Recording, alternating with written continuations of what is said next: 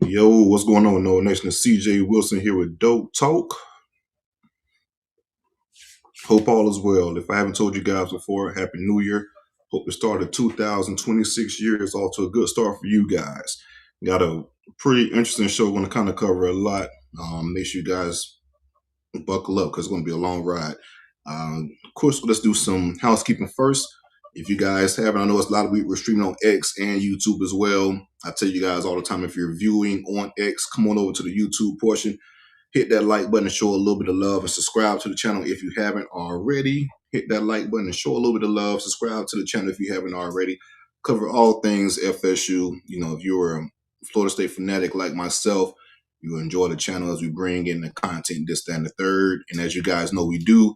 After I get into my spiel and all that type of deal, we do open things up, and I really want to hear from you guys now in regards to all this transfer portal news.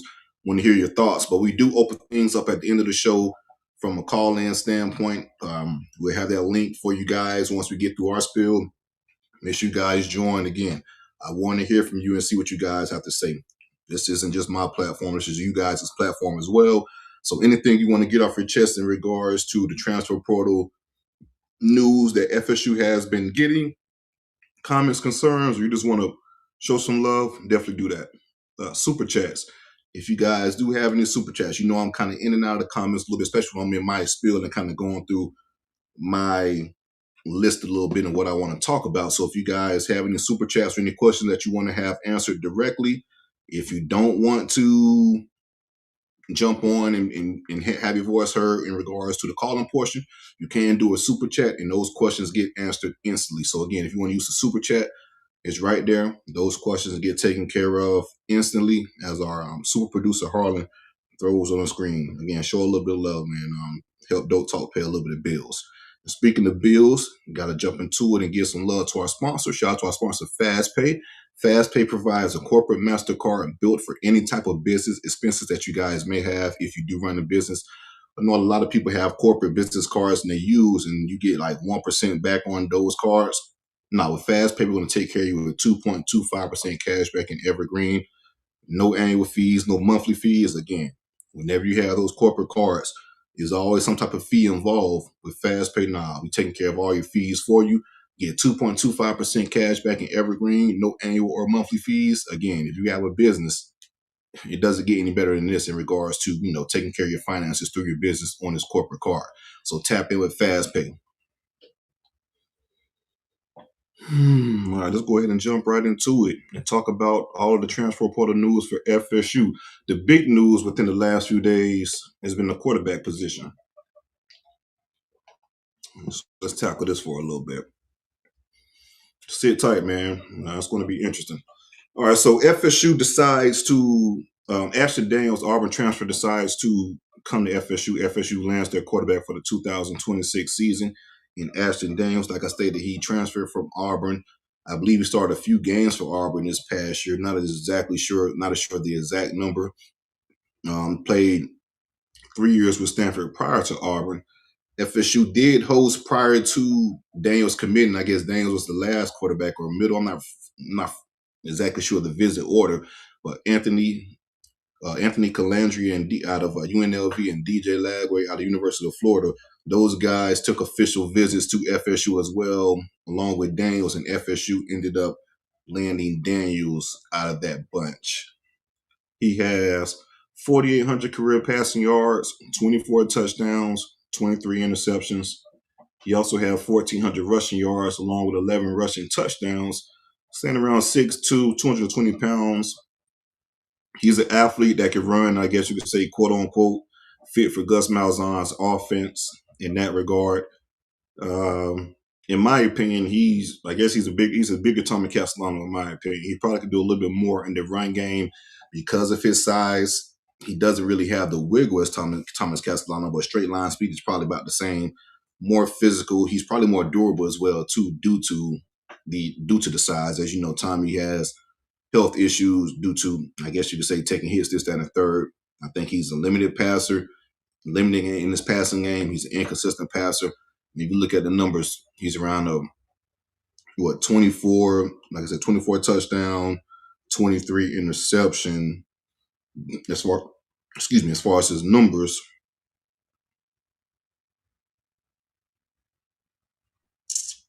and just putting up his percentage, he's a 60% completion, 60% completion percentage over his career.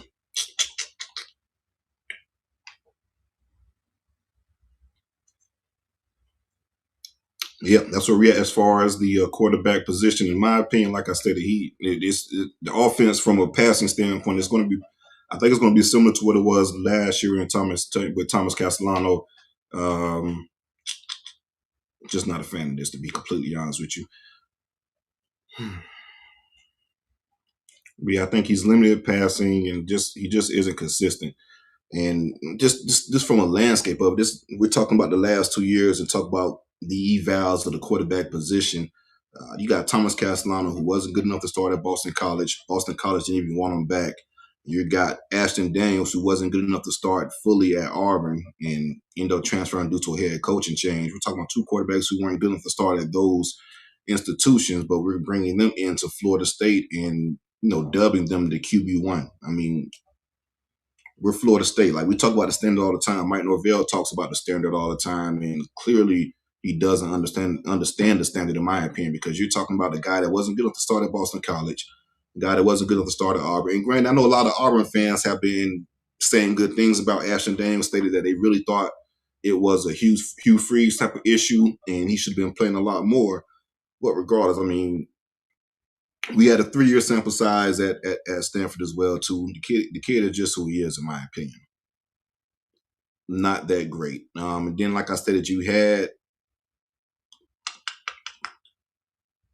Colandrea and DJ Lagway division as well. But I just want to go through a list of the quarterbacks that, and someone pointed this out as well, but like the quarterback evals for Florida State is just alarming. Outside of course, Jordan Travis, who Mike Norvell got blessed with due to Willie Taggart. Don't get it twisted. He did coach the guy up, develop him, so to speak, I guess you could say him, Kenny Dillingham, and the previous quarterback coach had a deal in the development of Jordan Travis, but just the quarterbacks we brought in. From a high school standpoint, you had Chubba Purdy, Tate Rodemaker, AJ Duffy, Brock Glenn, Luke Cromenhawk, Kevin Sperry, who's currently on campus, and Jaden O'Neal. The transfer quarterbacks you brought in: Mackenzie Milton, DJU, Thomas Castellano, and Ashton Daniels. Like, it doesn't get any worse than this in regards to quarterback evals. Like, this is god awful in regards to the quarterback that have been brought in on a consistent basis to FSU under the Mike Norvell era. Now, I do think Kevin Sperry has a chance to be pretty good or to be okay. I do think Jaden Daniels is the best pure passer that Mike Norvell has recruited thus far in high school. I think the kid has an arm. But then again, like I said, if you look at this list, I mean, is that really saying a lot? Is that really saying a lot? So that's where we at. Ashton Daniels for the quarterback one for the 2026 season. And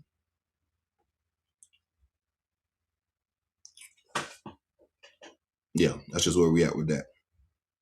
Don't really have too much to say in regards to, we'll see how it plays out. But I do want to kind of piggyback on one thing in regards to how FSU had a chance to to kind of do something right here. So you had and ironically, I don't know how no hell you had this chance, but you had a chance to get some juice within the fan base, get some excitement within the fan base after going 7-17 the last 2 years with no road wins at all within the last 2 years. Like, how in the hell could you get some excitement going into the offseason, right? Again, FSU was blessed. I mean, blessed with the opportunity. Mike Norvell was literally blessed with the opportunity to get some excitement within the program with DJ Lagway visiting. I was told on good authority that he was coming to visit FSU. He was looking to commit on that visit. He was looking to commit on that visit. DJ wanted to be a no. It was the best opportunity he had from a brand standpoint, right? You're talking about a national prominent program that plays in big games, national TV pretty much every week. And then if you win at FSU, hell, that brand is even bigger, right? You're on national TV every week. You're playing in, primetime matchups. Even as a 5-7 season, I think we're second in viewership in the ACC behind Miami. think we're a top 10, a top 15. I think it was top 10, if I'm not mistaken, in viewership within the nation. And we're talking about a 2-10 year and a 5-7 year.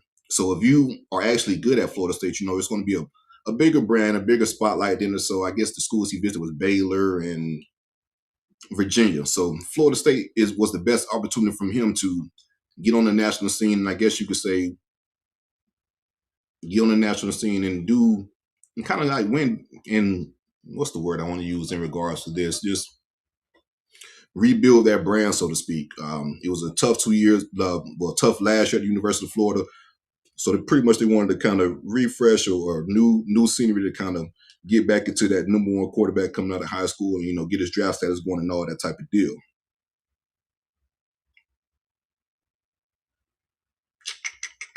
But again, things kind of broke down when you got into Turkey, when you got to talking a little bit of Turkey, which typically does with FSU.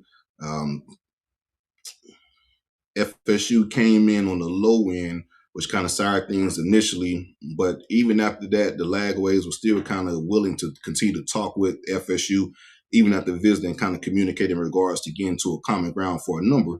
Didn't come to a number, of course, but like I said, they're willing to continue those conversations. Again, he wanted to be at FSU because of the opportunity. You got a chance to throw the Deuce, Lawayne McCoy, Makai Dansley, being a national program like Florida State, and I guess get back at Florida even a little bit.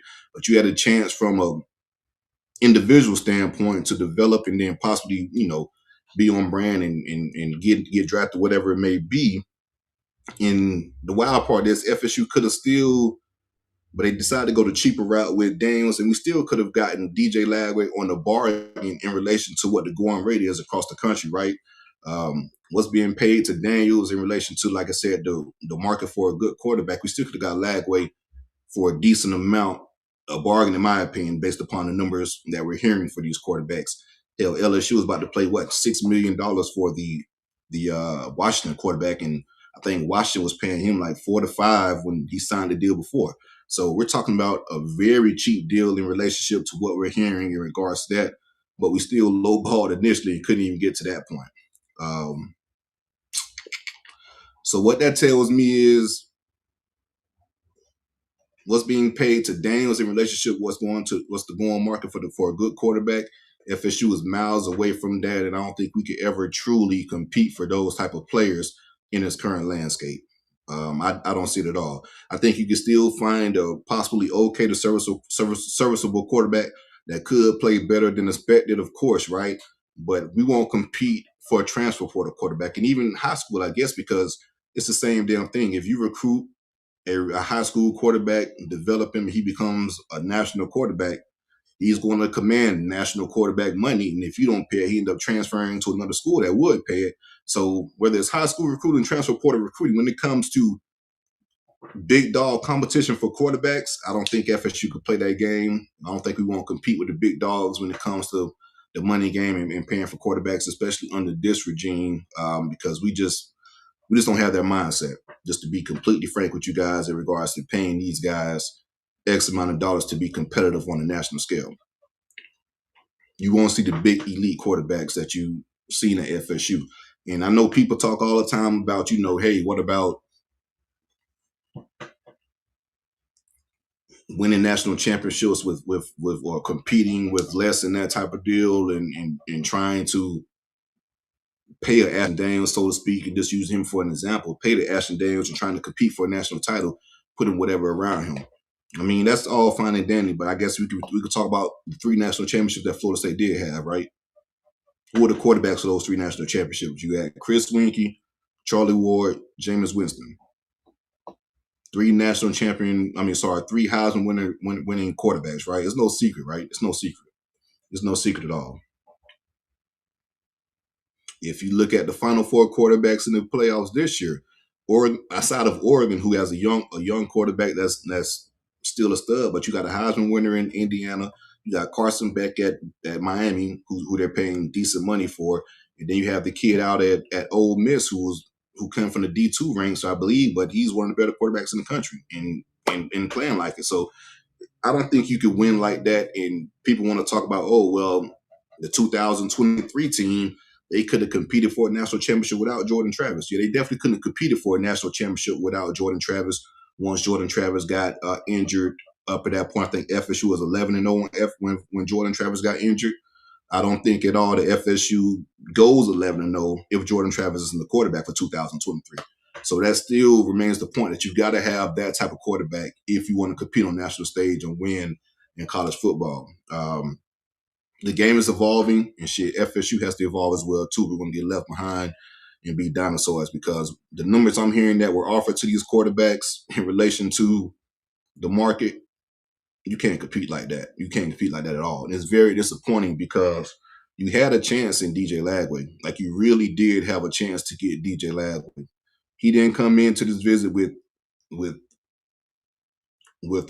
I guess you say like others, shark mindset intentions in regards to squeezing, getting the best NIL opportunity, that type of deal. Nah, the people made plenty of money at Florida, had a lot of NIL deals at Florida, this, that, and the third. This here is a real business trip in regards to, okay, we're trying to get this league money. What can we do in regards to that? We're looking at everything as far as what the program could offer, offense, receivers, all that type of deal. We're not really looking here for a huge payday, but at the same damn time, we still want to be compensated fairly, at least. And I think they came into the negotiations with good faith. We just came with such a low number; it just looks ridiculous on the flip end. People always talk about, fitting Gus offense and this, that, and the third, man. But as far as Ashton Daniels, I mean, damn, it seems like anybody that can run around a little bit, we're going to call it the fitting Gus Malzahn's offense.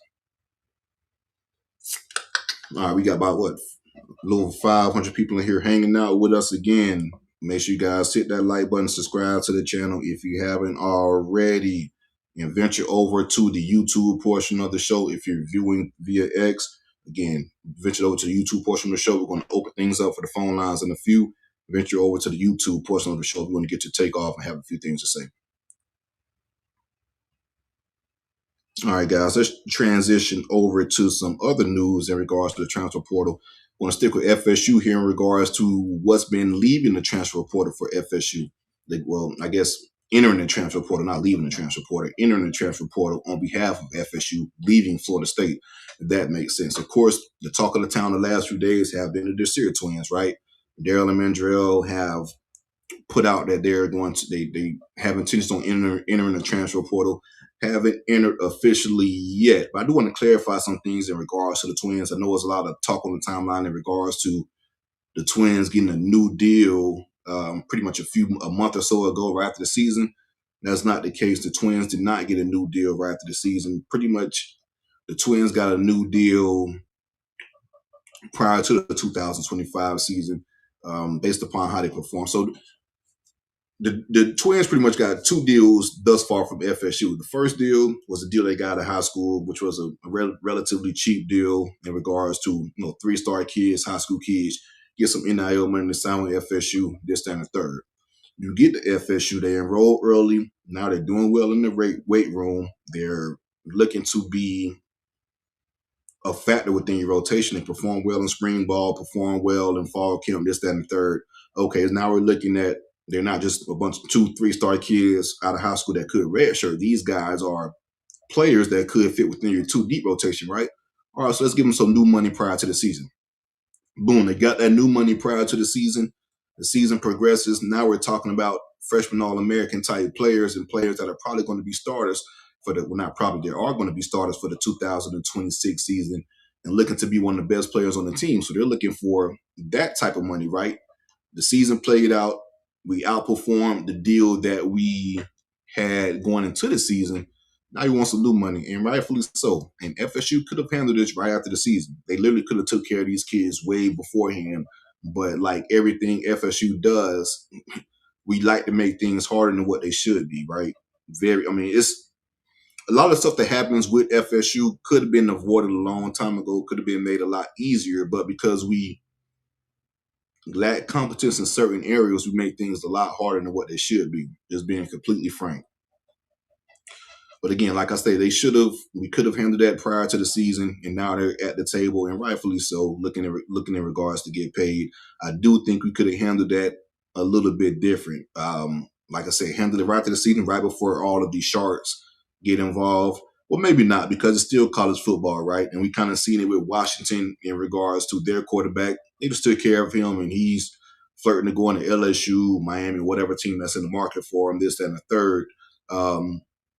But it would have been easier. I'll put that. I wouldn't say it would have been a slam dunk to lock those twins up prior to the Sharks, but it would have been a lot easier, because don't make no bones about it, these guys want to be in Tallahassee and they want to stay in Tallahassee.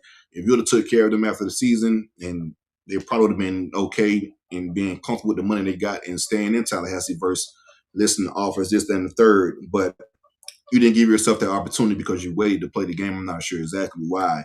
Will we do enough to retain these two? We'll see. I do know that the conversations are still ongoing, but yeah, FSU pretty much, we got to get out of Stone Age, man. We got to get out of dinosaur age. And I don't know if it's I don't know. I think there's a lot of factors involved, head coach, administration, everything that's involved, man. But if we want to stay relevant in today's college football game and not get left behind, man, excuse me, you got to show me the money. Shout out to Rod Tidwell. You got to show me the money. But yeah, that's where we at with the Desir twins again. We don't want to lose those guys. They are still in negotiation, but I did want to clear that up. The guys did not get any new money like a month or so after the season. They got this money prior to the season. Now they're asking for that freshman All-American money and that type of deal. Excuse my train in the background.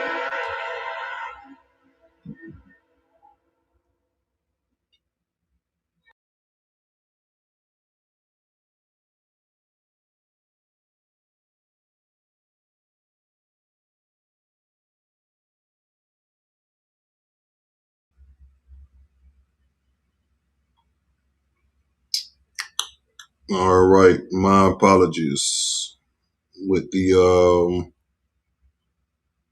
train.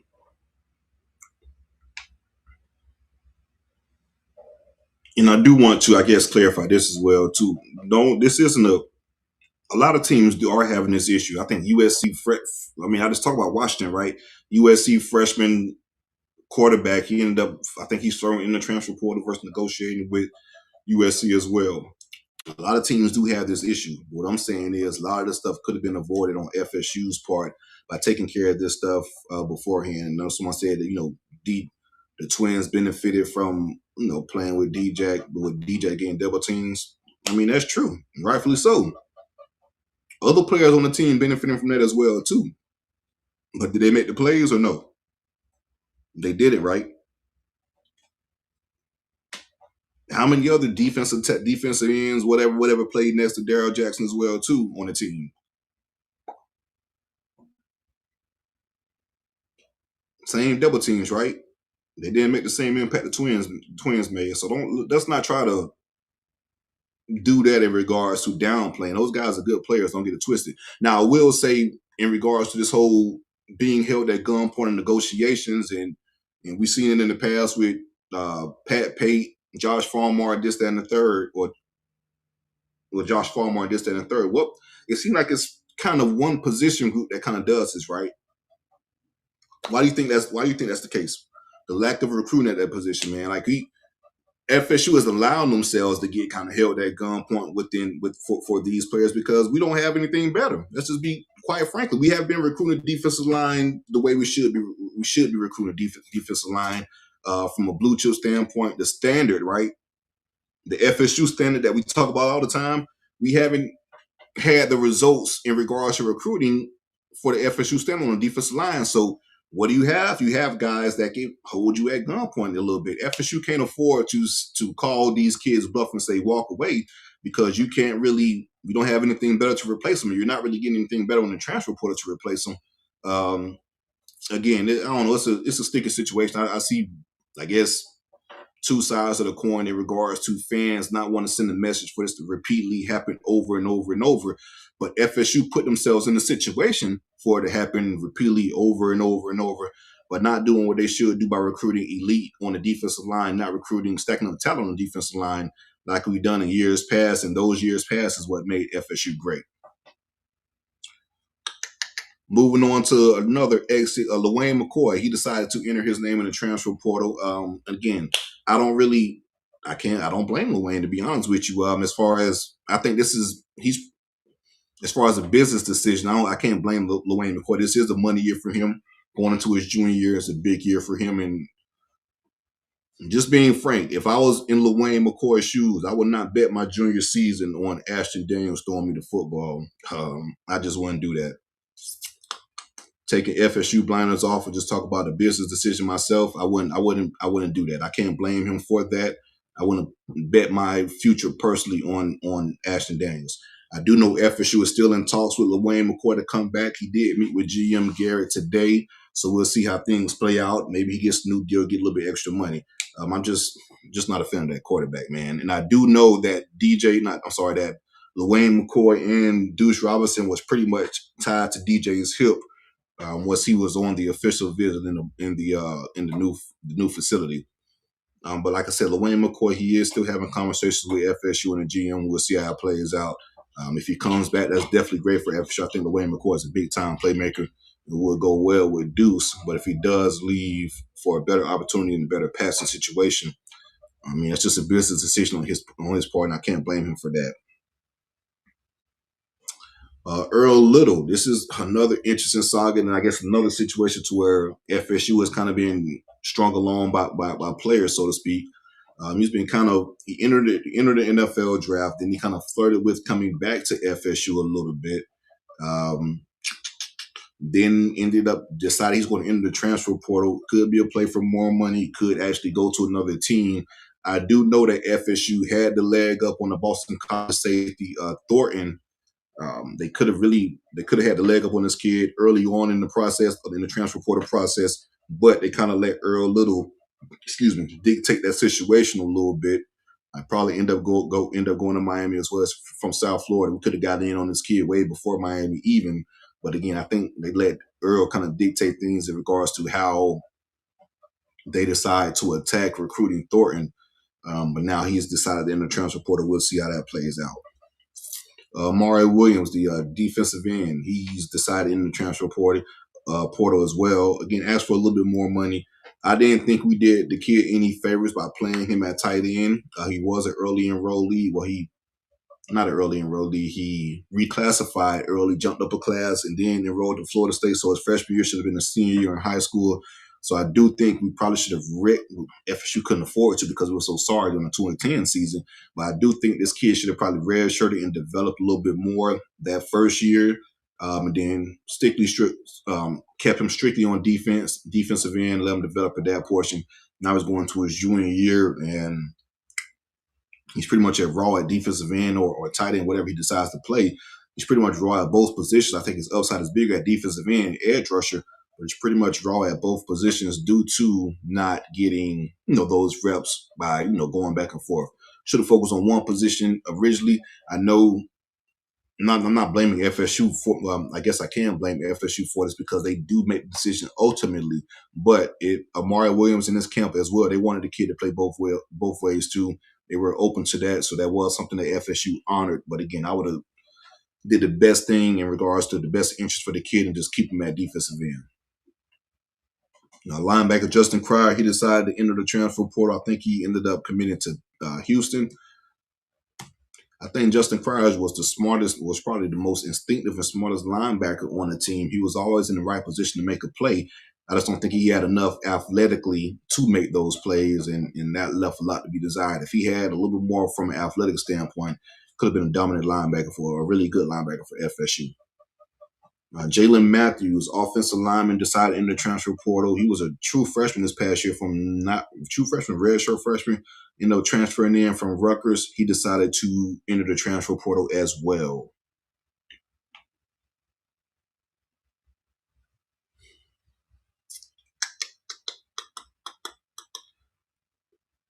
All right, going to transition over to some of the commitments FSU got at the transfer portal. FSU has gotten some good players. Like, it's not all doom and gloom. They have gotten some good players thus far at the transfer portal. Of course, there's going to be a lot more to add, but I just want to go over the few guys that we we did land thus far within the transfer portal. Nehemiah Chandler, the 6'1" long cornerback we got from South Alabama. He has 3 years left to play. Local kid. I really like this guy a lot. Yeah, I really like this guy a lot as far as the potential, man. Like I say, it's local. He's originally from Jacksonville, Florida, but played his high school ball in the Tallahassee area. Guy B, I want to say Monroe, and graduating from Wakulla County. So this kid played a lot of, I'm not sure played a lot of football. He's from the area, familiar with the area, local kid, but he has a lot of upside. He led the Sun Belt and pass breakups, if I'm not mistaken. Really good technique, patient. I like this addition. He'll be battling for for playing time and starting cornerback position. Like I stated, he has 3 years left to play. We also got Trey Wisner, the Texas running back. I like this kid a lot too, especially what he brings to the table. He had 1,000 rushing yards, ran for 1K in 2024. He also led Texas in rushing this past season with around 700 to 800. I'm not exactly sure. We only had 3 running backs on scholarship prior to him coming over. So Trey does bring experience, and I think he brings a different type of wiggle to the running back room, cuts and things like that. We all know Sam Singleton is a straight line type of runner, isn't really sideline to sideline, doesn't have a lot of wiggle. Trey brings a wiggle dimension to the running back room that we don't really have with Usman Cromha and the Sam Singleton. So good playmaker in regards to what we like to do offensively. We got the Purdue offensive lineman, Braden Joyner, started at center and played guard at Auburn prior to that. He'll be an interior guy for FSU, maybe a guard. We'll see. Don't believe he'll be the center, but really good player as far as, I'm going to say really good player. Really good in regards to the depth of the offensive line. He can play guard, center, just interior overall. Nate Paps, if I'm pronouncing this last name wrong, forgive me. Nate Paps, the offensive lineman from Bowling Green, offensive tackle, offensive guard, had 38 career starts. This past year was second team All-MAC. I like this take a lot. Brings a lot of experience. We got Desir Rouse, tight end from East Carolina. We ended up committing to FSU, or signing with FSU, enrolling to FSU, whatever the hell you want to call the transfer portal type of moves over at the University of Ole Miss. Had 28 catches, 362 yards, and 2 touchdowns this past season. We got Rylan Kennedy, defensive end edge rusher from Texas A&M. Kid stands around 6'3", 240 pounds. Had 40 tackles, 3.5 tackles for loss, and 2 sacks. And I think in 2 or 3 years for A&M. Comes over with new edge coach Nick Williams. I like this one a lot as well too. Paul Bolin. This kid was a true freshman this past year for Troy. He was a starter at center and guard for those guys, standing at 6'4", 315-pounder. He's going to be competing for a starting job. He's from Georgia. Again, true freshman starter for Troy. Held his own against the University of Clemson, or Clemson University when they had that game.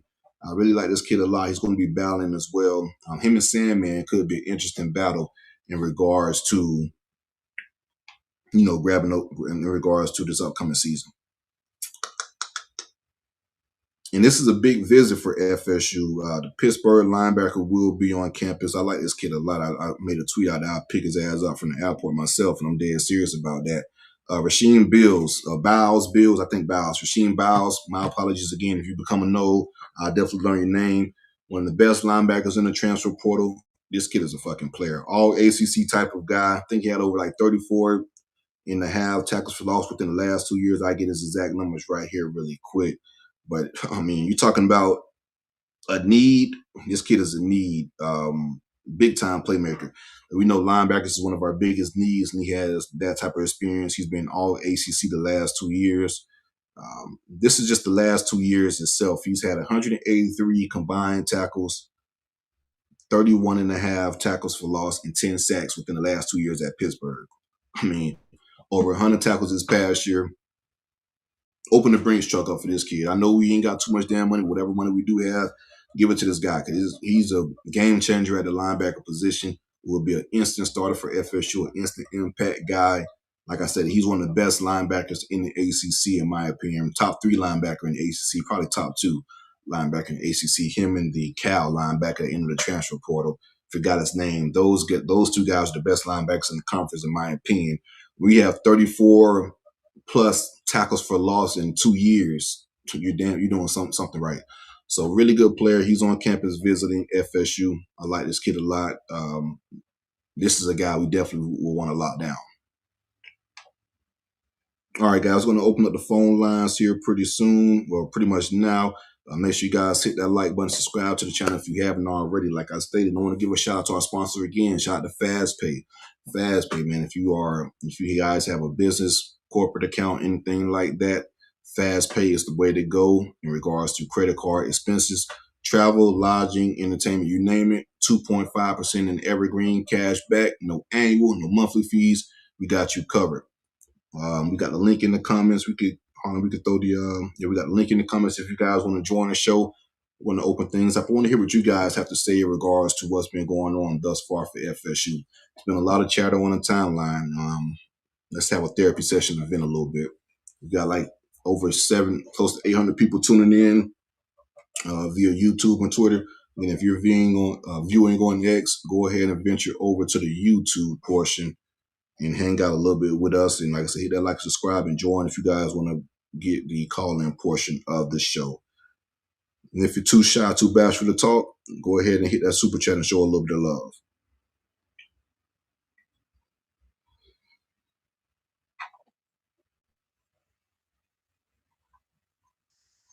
Oh my God, Corey, you there? Hey, what's up, bro? What's going on, man? How you doing? Talk to me. Man, cool it, cool it. I thought this thing was supposed to be in a NIL, name, image, and likeness, right? I agree. Yeah. So I feel like them athletes, you know what I mean? I know they make the universities a lot of money, but it should be some kind of government, some kind of cap on these prices that, these kids getting, just like, the model that they use for the NFL should be some kind of cap. And if you make extra money, you did it off your name, image, and likeness. You did it off yourself with advertisements, things like that. How you feel about that?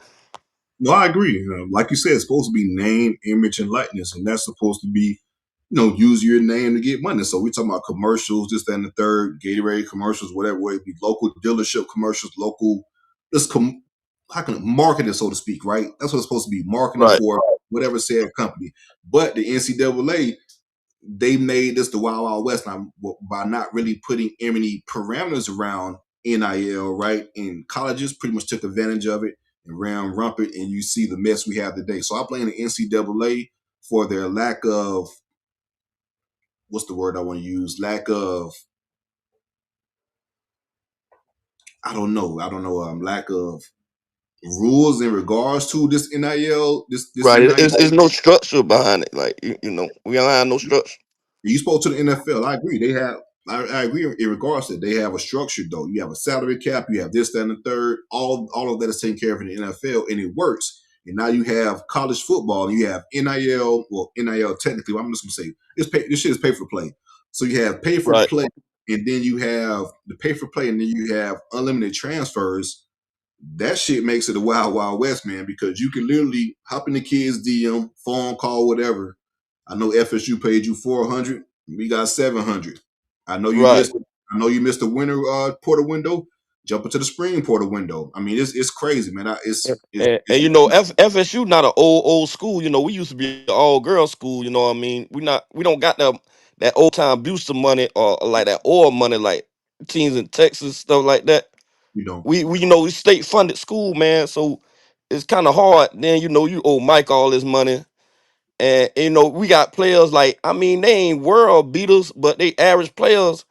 And now we at a stronghold. We got to pay them all this money just to have them on the field. Cause like you say, we don't have no depth in no position. We ain't recruiting right. It's a lot of stuff going into that. And now we strapped. No, I agree with you 100%.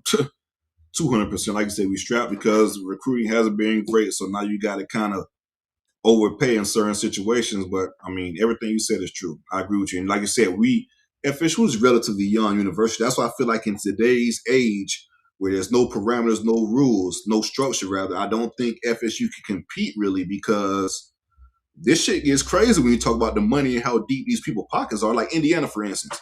Yeah. Indiana, Indiana they've never been winning at all. This, then 30. Indiana has probably one of the largest alumni bases in the country. They have the money coming in. Now Kurt has started winning. Oh, now these people are all in with the money. Now Indiana can go out in the portal and pay a big salary, this, that, and third, because they had that proof of concept, and they have that old money that you were speaking about that can back up and and support the program.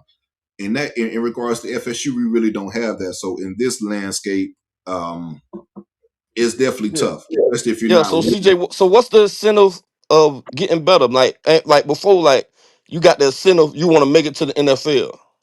You know, so you getting all this money now. What's the incentive? Uh, you might have a kid. Hell, he might try to stay in college 6, 7 years and get banked. You know. But we see it now. Ain't no mind. It's happening now. So when you see when you see a Carson Beck come back for how many every years, you see I think they was talking about Ty Simpson possibly coming back. You've seen a lot of these kids that hell, even I guess you could say Earl Little, for example. These kids get certain draft grades and they feel like, well, no, I can make more by coming back with it, which is true. I can make Yep. more within the college year by coming back versus if you're not a first or second round draft pick, you could probably make more by coming back to school from a third to seventh round draft pick you make on their annual salary. Yes, sir. Yep. Yep. Yeah, Okay, I got one more question before I head out, man. I was looking at the film on the boy we saying what his name Daniels, the dang. quarterback. What his Yeah, last name? Ashton Daniels. Yeah. Okay. I was like watching his footwork in the shotgun. Like he'll take his third step. He take his third step. He don't hitch up.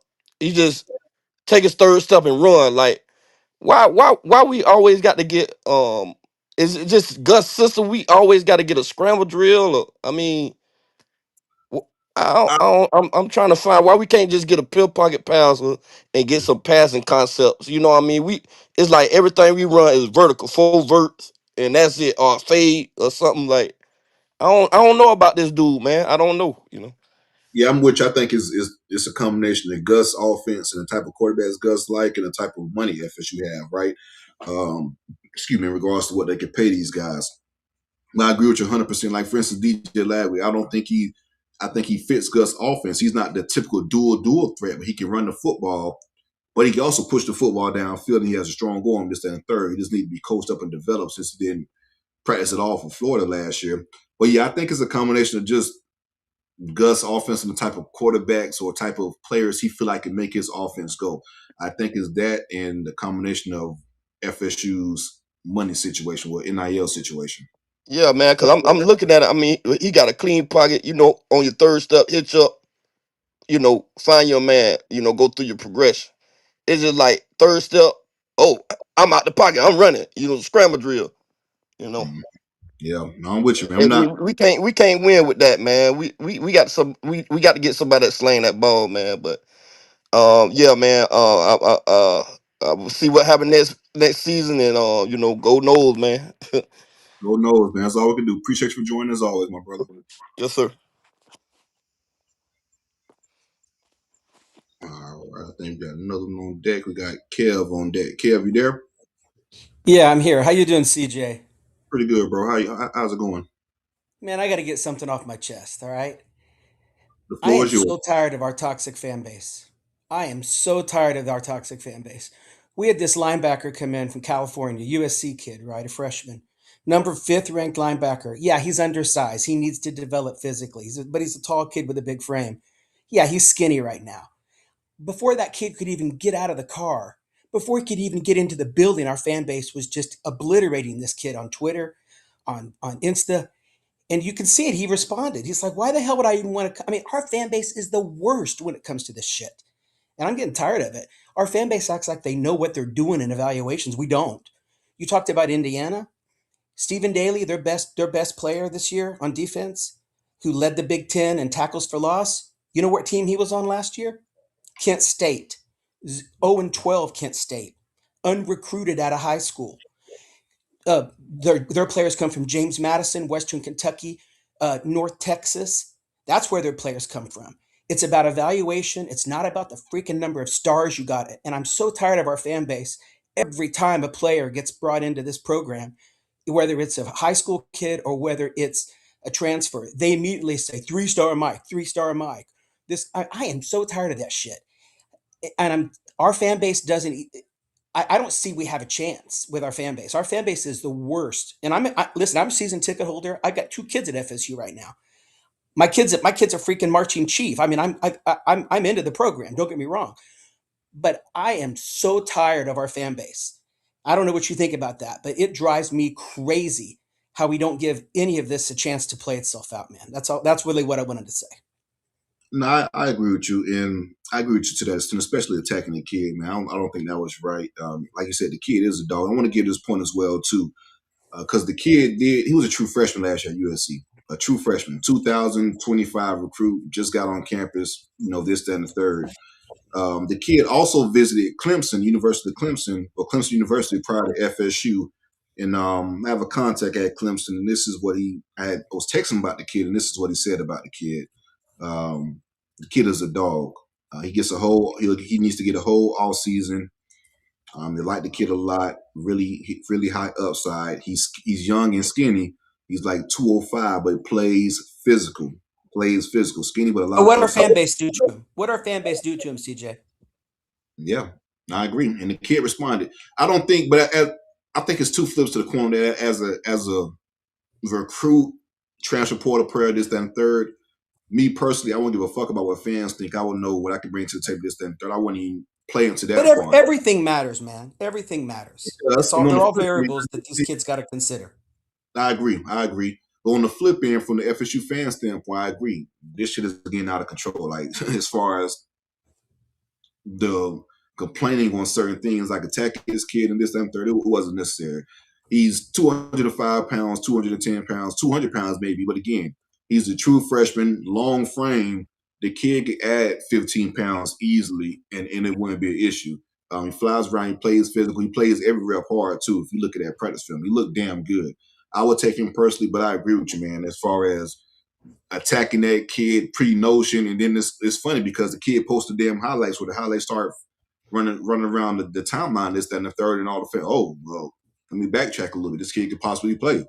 You ain't give it a chance to begin with, man, before you start attacking. So I agree with you on that point. Anyway, I appreciate your time. And trust me, that kid's going to end up at Clemson and he's going to end up dominating us one game. And our fans are going to be saying, "Who's this kid? Who's this kid?" We're going to say, "Oh, you remember that kid you guys were dissing on back a couple of years ago on Twitter? That's that kid." Anyway, thank you. Appreciate you, Kev, most definitely. All right. Make sure you guys hit that like button, subscribe to the channel. Good caller so far. Make sure you guys, like I said, hit that like button, subscribe to the channel. The call lines is still open. If you guys want to join in, the floor is yours. I want to hear what you guys have to say in regards to a lot of stuff from the fan standpoint. This platform is definitely you guys is just as much as mine. So I definitely want to hear what you guys got to say. If not, we're going to pretty much wrap up the show pretty soon, but I know it's a lot more people that got something to say in regards to whatever. It could be a situation like that. Blow off some steam a little bit in regards to what's going on the timeline, or just how FSU has been doing the transfer portal, or this, that, and the third.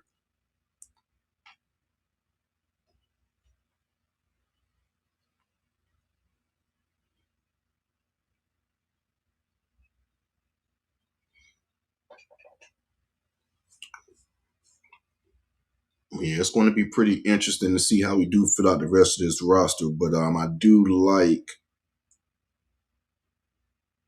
this Rasheem Biles kid. I like him a lot. But yeah, I would have definitely took that USC linebacker 100%. I mean, I know FSU fan, and a lot of this stuff too with the transfer portal.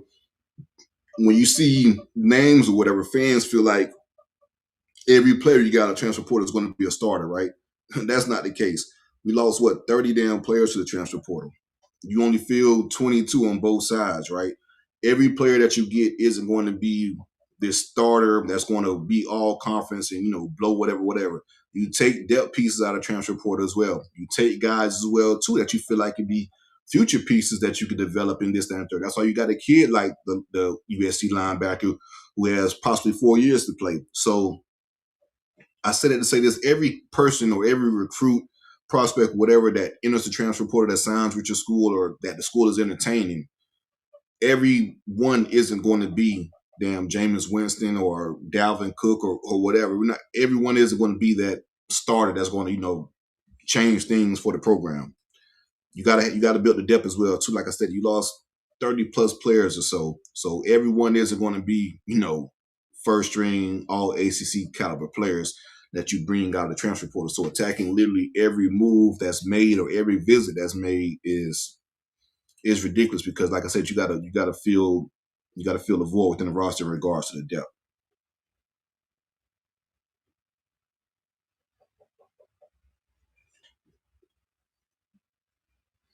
Again, the phone lines are open. Anybody wants to jump in, be our guest and tap in a little bit and open the phone call. We've got the phone lines open, excuse me. If you guys want to get your take off, let's go ahead and get and discuss some things a little bit in regards to what we have.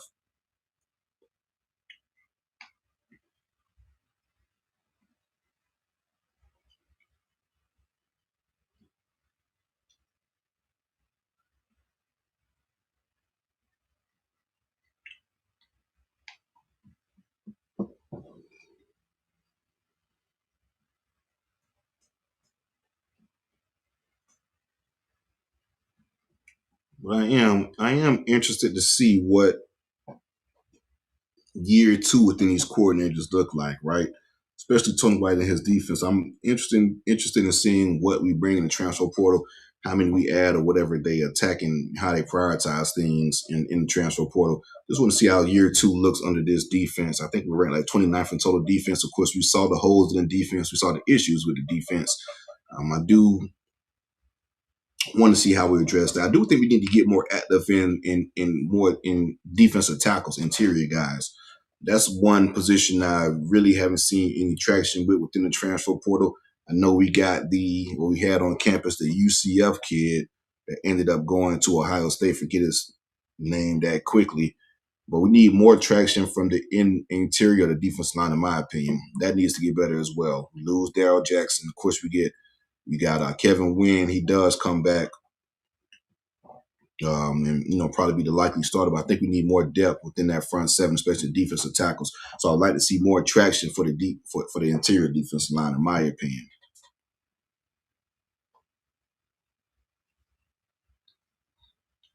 And we're probably gonna wrap things up pretty soon. It's gonna be the last call for callers. Anybody else want to join the show and tap in?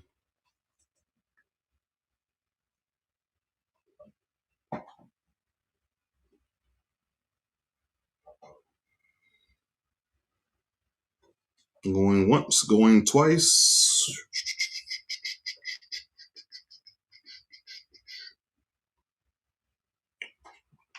But yeah, just to kind of wrap things up, guys, just to be completely honest with you, bringing Ashton Daniels I think we're going to have a repeat season of FSU in regards to what we kind of saw from an offensive standpoint, from passing the football. I think the running could be, and I don't even want to kind of lean on this in regards to running the quarterback how we did, because I was kind of pissed off with how much we ran Tommy last year. You look at some of the games, we have our running backs, and maybe this new running back coach in Cam can kind of change things around. But again, I wasn't really a fan of how we used our running back room. I was very vocal about Thomas Castellano being our leading rusher, 16 carries, this, that, and the third. And we got our running backs having 5 to 6 carries a piece, or then we're rotating 5 running backs within the backfield. So I do want to kind of get more back to, and that's why I kind of wanted DJ to be the quarterback. I wanted to get more back to the running backs leading the charge, the quarterback kind of keeping us honest and taking those shots downfield.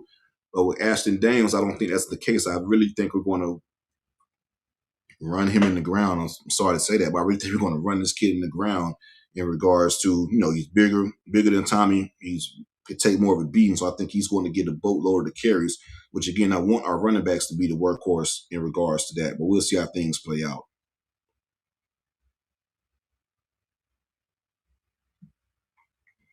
If I'm not mistaken,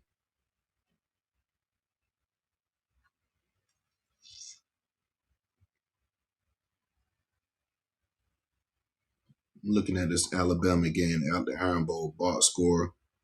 Yeah, Ashton Daniels, he started against Alabama in the Iron Bowl, and he was 18 for 39, 259 yards, a touchdown and an interception. But again, he had 23 damn carries in that game for 108 yards. I don't want Ashton Daniels to carry the ball 23 times at all for FSU. I think we have one more caller on. Lukey Green. Let's highlight him. Lukey Green, you there? Yeah, what's up, man? Hey, You hear me? Yeah, I hear you. How's it going, man? The floor is yours. It's going good, man. Man, I just feel like this is Mike's last like chance, and I'm one of them dudes. Like I was always the most positive Noel, man. Like we gonna do it this year, you know. And I was calling it at the end of 2022. I said we gonna go undefeated national champions 23, man. And I would have been right if Travis never got hurt. I know for a fact we would have beat Michigan that year. I know for a fact we would have beaten them. We had because Travis would have balled out. You know, we had Coleman, we had Walker. Anyway, man, but I just feel like he gonna do something kind of crazy this year. Um, but as positive I be, I don't think we're gonna do much better in 10 wins. We might make a playoff run.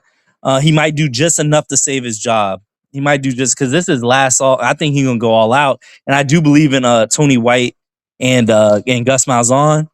I do like. I think with Ashton Daniels, I think he's the perfect fit for Gus Malzahn, which I'm happy. I like him more than Colandrea. I like him more than Lagway, just for the fit. And then we might like I heard we might get lucky and maybe Sperry will do something. But how are you feeling right now, man? Because it's still early on. We still gonna get some more players in the portal, man. How you feeling right now? I'm kind of indifferent. I'm not really a fan of Ashton Daniels. I do agree with you as far as the fit. I do think he is a fit and can probably run the offense pretty smoothly. I just have to see it. It's just the body of work we got from him, right? It kind of yells like you say, this is a make or break year for Mike Norvell. And in your make or break year, you decide to go with Ashton Daniels. I think now get your point about Lagway. I really think with DJ Lagway, I think his upside is kind of through the roof. Now, I know I was joke on Twitter all the time and call him DJ Layaway and troll Florida fans, this, that, and the third. But the talent is there, and I think he did get a fair shake this year because the kid didn't practice at all in all season. I think Billy Napier did a disservice in regards to how he handled that situation. He had a shoulder injury coming out of the 2024 season, leading to the 2025 season. They elected not to have surgery, so pretty much he didn't practice in the spring, didn't throw it all in the all season, had some lower leg injuries early on, didn't practice in fall camp, and they was like, hey, DJ, game one, go out there and play some football. And coming from we saw how he played his freshman year. The flashes were there, right?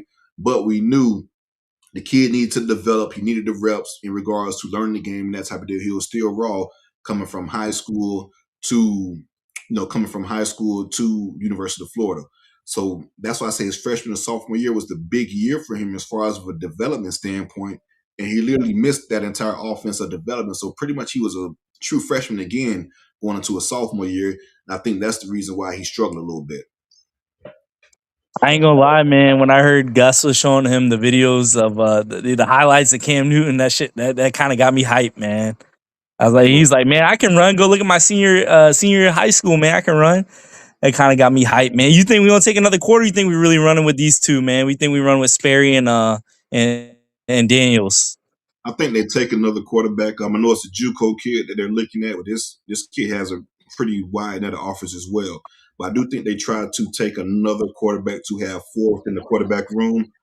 I don't think it'll be I think the competition will be for second team. I think FSU is pretty much handed the reins over specifically to Ashton Daniels, and I think it'll be a competition at second team for the JUCO quarterback, whoever they add for that fourth quarterback, and Kevin Sperry for the backup, in my opinion. Okay, yeah. I think I agree with you on that. As a Florida State fan that was born and raised in South Carolina, for me personally, I cannot stand Clemson. What part of So South Carolina, do you mind me asking? Charleston 843 Coastal. Okay, you're the coastal. Gotcha. Mhm. Yes, sir. But I gotta say, man, I think Miami gonna get past Ole Miss, and I think Indiana gonna beat Oregon, and I think Indiana gonna beat Miami, man. But I ain't gonna lie, man. I'm kind of happy to see one of the three big Florida schools doing all right, man. Because you know what, that's just gonna force us to level up. I think so. I tend to agree with you, but at the same time, we talk about this Florida State administration. Like, I don't know how serious these guys are, but in a perfect world, I think that would get those guys going. I think it kind of got Miami going once we went down there, went 10-3. We beat Miami 45-3, and then go 13 on the Uh huh. next. I think that kind of got those guys going in regards to, especially also beating Manny Diaz the year before and getting him fired. I think that kind of got Miami going as well. So hopefully they could do Yep. the same thing for FSU. But I agree. I think Miami does beat Ole Miss. And I think it's an Indiana versus Miami matchup in the national championship. I think Indiana's the best team in the country. Yes, sir. I agree with you. They that one juggernaut team. You know, every other year, man. Sometimes every year, it's that one team that you just see like, all right, man, they got it. They got it. Um, I don't but really all see right, any weaknesses with that team, man. They're well coached, play great defense. I really like what Kurt Cinetti has done at Indiana. He's built a really good team. bro, it was just like an hour ago. I seen the top four teams of Ole Miss, Oregon, Miami, Indiana. Bro, it's crazy. I think Indiana had like one or no 5 stars and like four stars, man. And all the other teams had like 4 or 5 5 stars, whatever it is, and like 44 stars. And it's crazy, man, that Indiana's doing what they doing with what they doing. Evaluation. So Kirk Cinetti pretty much had two playoff teams with two teams in the playoffs. That James Madison team was pretty much his team as well too from a roster makeup. A lot of those guys kind of still stuck around. So you could argue that this guy had two playoff two rosters within the playoffs. So really impressive with Kirk Cinetti and what he's done in his coaching career. He's a winner. Bro, that's one thing that don't do Mike no favors because his only thing he can really point to is he don't got no players. I mean, yeah, it's a lack of him not being able to recruit, but it's like, dang, man. And one last thing, bro, what do you think about Florida State practicing early in the morning, man? I was I feel like that's not cool, bro. Yeah, I wasn't a fan of that either. I think Willie Taggart did it as well too. But it's more so it's like with scheduling with classes. I'm not a fan of that. I think afternoon practices are the best. But I mean, it doesn't really matter. I think Yeah. the work is the work. It's just a matter of what you do with that work or what you do at that time. That's all that matters. So I think the Yes, sir. main thing is you practice, like for instance, fall camp. You got to practice in the afternoon, the morning, this, that, and the third, just to get acclimated to the heat that you're going to be playing in. But Yes, sir. far as practicing in the morning in the season, I don't have an issue with it. It's all about the work at the end of the day. Yes, sir. All right, CJ, we gonna see what happens with the rest of this transfer portal window, man. Good talking to you, man. Peace out. Likewise, man. Appreciate you joining. Yes, sir. Good conversation, man. Again, phone lines are open. Phone lines are open. So if you guys want to join the show before we wrap things up, get your takeoff, go ahead. The phone lines are open. We'll throw the link in. Let me highlight it real quick. I don't know if you can highlight the link for me. Yeah, the phone lines are open. Give these guys the opportunity to get this one last call for the callers before we wrap things up. In regards to this live video, we'll probably do it again next week just to hang out a little bit.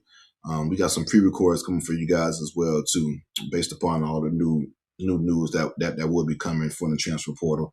Because it's going to be pretty fluid. I think the portal ends on like the 15th or so. And like I said, the FSU has a lot of holes to fill in regards to the transfer portal. So definitely tap in with us. We have you all covered with Dope Talk. Make sure you guys hit that like button, subscribe to the channel.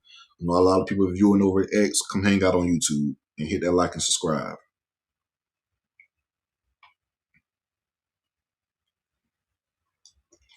But yeah, I just saw that Mark Cuban has invested in Indiana as well too. That goes to my point, man. Like, if you got a good fucking head coach, man, a lot of shit could change. Like Indiana was fucking. Just to give you guys perspective of Indiana football, man, they've been like one of the worst Power 5 conference teams in pretty much FBS history. So prior to Kurt Cinetti, they went 3-9, 4-8, 2-10, 6-2, 8-5, 5-7, 5-7, 6-7, 6-7. Pretty much terrible, right? His first year after the 2-10, 4-8, 3-9 season, they go 11-2. The second year, they're 14 on the best team in the country. So, like I stated, Indiana is one of those old universities. They got a lot of old money, and Kurt Cinetti pretty much activated and woke up all of that old money.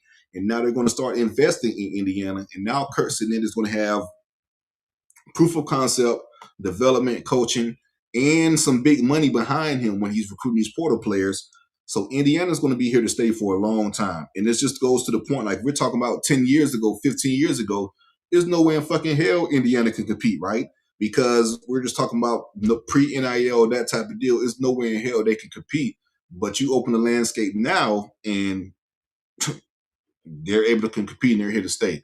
So it's very interesting what this NIL landscape could do. Like I said, it just needs some rules and parameters to kind of guide these type of things, instead of letting it be the wild, wild west. So that's very interesting. And then also the whole SEC stronghold, when they were able to do those, backdoor deals, paying bags under the table, that type of deal, the bag dropping. SEC was notorious for that, right? Prior to it being legal. And that was the main reason why they had the huge leg up versus every other conferences around the country, is they were paying players illegally on a consistent basis. Now, of course, a lot of teams across the country were paying players. Don't get it wrong. When I say on a consistent basis, the SEC was doing it on a consistent basis. You could say a Florida State, for instance, for an example, they'll probably be selective in giving it back to certain players. Back then in the SEC, if you was committed, you was getting that bag. All right, I guess we can go ahead and wrap up the show. Again, make sure you guys hit that like button, subscribe to the channel. Appreciate you guys for joining in regards to Dope Talk. It was a good live. We're going to hang out again pretty soon. And again, tap in with our sponsor, FastPay. Go Noles.